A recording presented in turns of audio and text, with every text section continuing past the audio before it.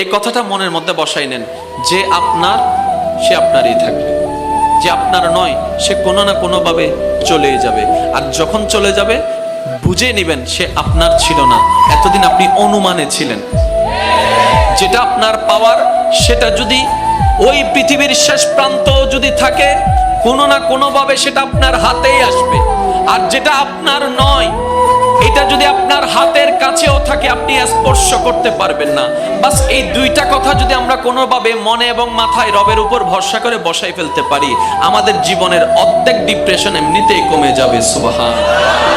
ধৈর্যের ফল মিষ্টি হয়, ধৈর্যের ফল, বাক্যটা আবার খেয়াল করেন, ধৈর্যের ফল মিষ্টি হয়। কখন হয় সেটা কিন্তু বলা নাই, কখন হয় কি বারে হয় সেটা কিন্তু বলা নাই। তার মানে ধৈর্যের ফল মিষ্টি হবে এটাই সত্য, কিন্তু সেই সময়টা যেন আমরা নির্ধারণ না করি যে এতদিন পরে হবে। না না, আল্লাহ যেই দিন চাইবেন সেই দিন হবে, বড় মজাদার হয়ে যাবে।